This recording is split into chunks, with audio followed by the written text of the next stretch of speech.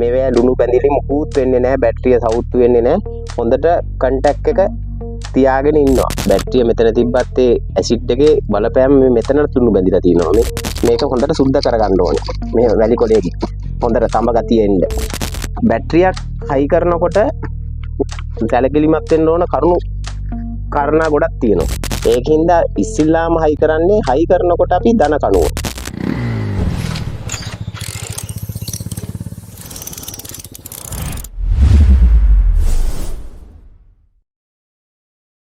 සුබ දවසක්. Danuka මොටර්ස් YouTube channel එකෙන් අපි ඔයගොල්ලෝ සාදරයෙන් පිළිගන්නවා. මම අර කලින් වීඩියෝ එකේ ඔයගොල්ලන්ට කිව්වා අර බැටරි කණු දෙකේ ග්‍රීස් ගන්න ඕනේ, නැත්නම් මේ බැටරි ඇසිඩ් ටික වයර් දිගේ යනවා ගිහිල්ලා ඔක්සයිඩ් බැඳෙන ප්‍රවණතාවය වැඩි වෙනවා කියලා. ගොඩක් අය කමෙන්ට් දාලා තිබ්බා, තව මහත්තයෙක් දාලා තිබ්බා බැටරියේ වයර් දිගේ ඇසිඩ් ගමන් කිරීමක් වෙන්නේ නැහැ. ඒ වයර් වල තියෙන කියන්නේ කම්බි වල තියෙන කම්බි අඩු වීම ඒ වගේ දේවල් හින්දා වයර් සවුත් වෙනවා කියලා. එහෙම වෙන්නේ නැහැ. අනිවාර්යෙන් ඇසිඩ් ගමන් කරනවා. මේ බැටරි ඇසිඩ් කියන්නේ සාමාන්‍යයෙන් බැටරිය මෙතන තිබ්බා. මේ බලන්න ඔයාලට පේනවද මේ උඩ මේ තියෙන්නේ බැටරිය මෙතන තිබ්බත් ඒ ඇසිඩ් එකේ බලපෑම මේ මෙතන ලුණු බැඳිලා තියෙනවා. මේ තියෙන්නේ තේරෙනවද? මේක සාමාන්‍යයෙන් අපි මේක ඇවිල්ලා මේ ලුණු කියන්නේ බැටරි වල ලුණු බැඳෙනවා කියන්නේ මේක අම්ලයක් වගේ.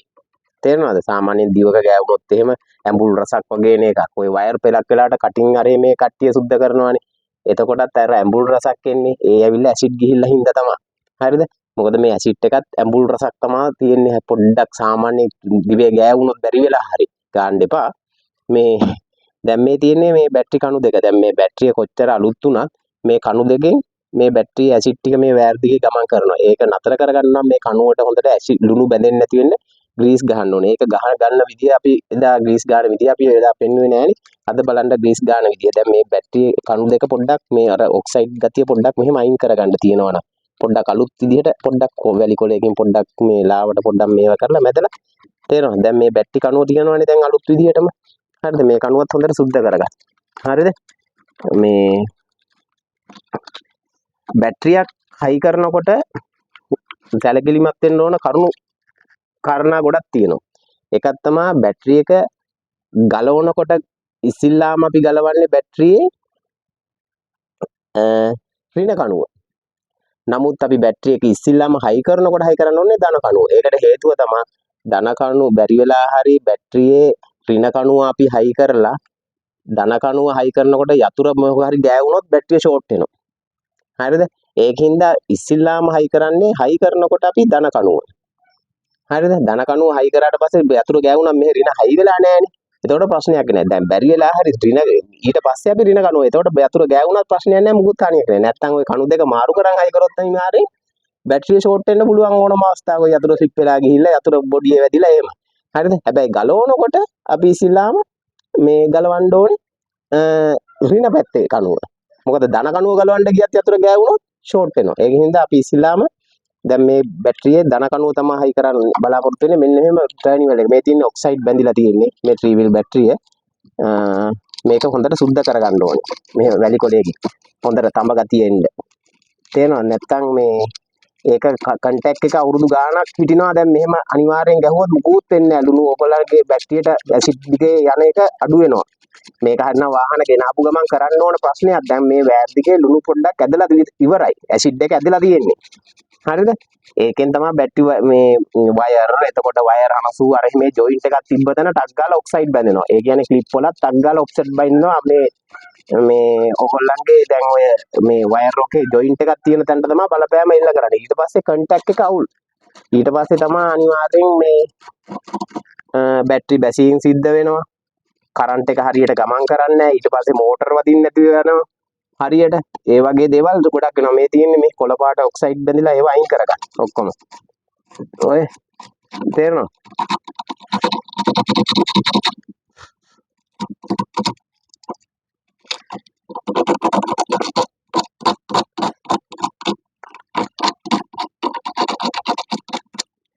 මෙන්න මේ වගේ කණුව හොඳට සුද්ධ කරගන්න.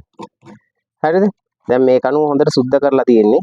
දැන් අපි මේ කණුව හයි කරන්නයි යන්නේ. මේකට මෙහෙම මේ හොඳ දිය වගේ ග්‍රීස් එකක් නිකන් අර තෙල් ගතිය තියෙන ග්‍රීස් එකක් තමයි මේවට භාවිතා කරන්න ඕනේ. නැත්තම් වැඩක් වෙන්නේ නැහැ. අර ඝනකම් ග්‍රීස් ගන්න එපා. මේකෙත් හොඳට මේ ගාලා හරිද? මේ වත්තේ චුට්ටක් ඕනනම් ගන්න හොඳට. හරිද? ගාලා තමයි මේක හයි කරන්න ඕනේ. දැන් මේ ග්‍රීස් ටික ගාලා තියෙන්නේ. දැන් මේ ග්‍රීස් ටර්නිවල් එකට වයර් එක සෙට් වෙන තැනත් ග්‍රීස් ටිකක් පොඩ්ඩක් ගා ගන්නවා නම් හොඳයි. දැන් මේක මෙහෙම අපි ඉස්සෙල්ලාම ඔන්න දන කණු ඔය තියෙන ග්‍රීස් ගාලා තද කරන්න ඕන. මේක දැන් ටර්නිවල් එක පොඩ්ඩක් අපි තද කරලා මේ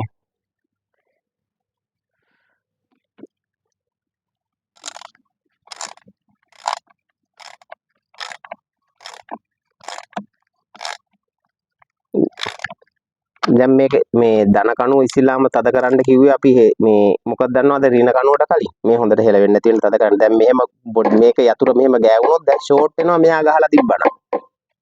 තේරෙනවද?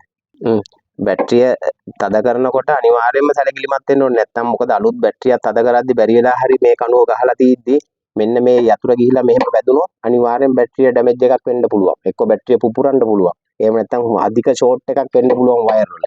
හරිද? ඒක නිසා බැටරියක් හයි කරද්දි අනිවාර්යෙන් ඉස්සෙල්ලා හයි කරන්නේ දන කණුව. ගලවද්දි ඉස්සෙල්ලාම ගලවන්නේ රින කණුව. ඒක හොඳට මතක තියාගන්න. හරිද? දැන් අනිත් කණුවත් අපි මේ විදිහටම මේ හයි කරලා තියෙනවා වගේ දැන් මේක හයි කරාට පස්සේ මෙහෙම උඩින් ග්‍රීස් ටිකක් දානවා. මෙහෙම ග්‍රීස් තියෙනවා නම් මේ බැටරියක කවදාකවත් බැටරියේ ලුණු වයර් දිග ගමන් කරලා වයර් වල ඔක්සයිඩ් බැඳෙන එක 100%ක්ම නතර වෙනවා. එහෙම නැත්තම් අනිවාර්යෙන් ඔක්සයිඩ් බැඳෙනවා. දැන් මගේ ගාව තියෙනවා මං එදා කියපු ලොරියෙත් මේ විදිහට බැටරිය කණුව ආරෝපණය කරලා තියෙන ගෙනාපු දවසේ ඉඳන් දැන් අවුරුදු 12ක් 15ක් විතර වෙනවා. හරිද? ඒකේ තාම වයර් වල හරි ක්ලිප් එකක් ගැලුවොත් ඔරිජිනල් ආපු ක්වොලිටි එක තාම තියෙනවා. ඔක්සයිඩ් බිඳුවක්වත් නැහැ. මේ තේරෙනවද? ඒකට හේතුව තමයි මම මේ බැටරිය සිද්ධන්න නැති වෙන්න මේකට ග්‍රීස් ආරෝපණයක් දාලා තියෙන නිසා. දැන් මේ කණුවත් අපි මේ විදිහට සුද්ධ කරගමු. මේ කණුවත් හොඳට සුද්ධ කරගන්න.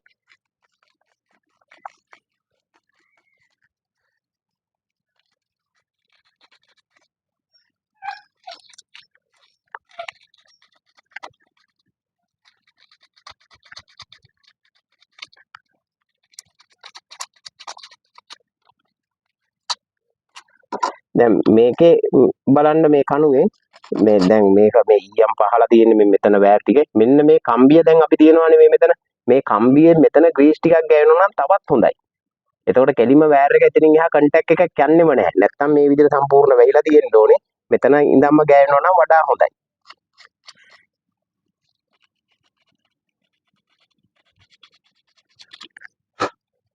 හරි. මේකෙත් කණුව සුද්ධ කරලා තියෙන්නේ අලුත් බැටරියක්. ඒකෙත් කණුවේ හොඳට ග්‍රීස් ටිකක් ගාලා මේකෙත් මේ ටර්නිවල් එක ඇතුලේ ග්‍රීස් ගාලා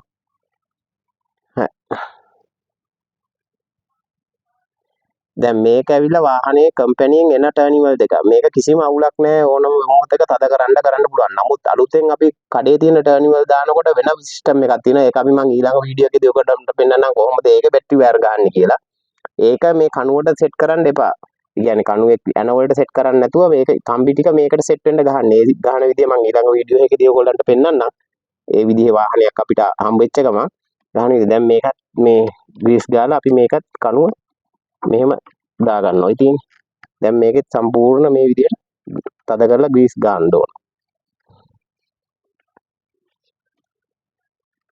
ඔන්න දැන් දැක්කනේ දැන් රින මේ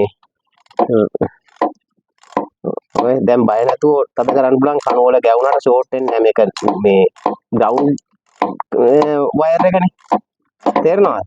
නැත්තම් මේ බැරි වෙලා හරි මේක දන කණුව වුණා නම් අන්තිමට අපි ෂෝට් කරගන්න වෙනවා මේ රැකට් ඔක්කොම.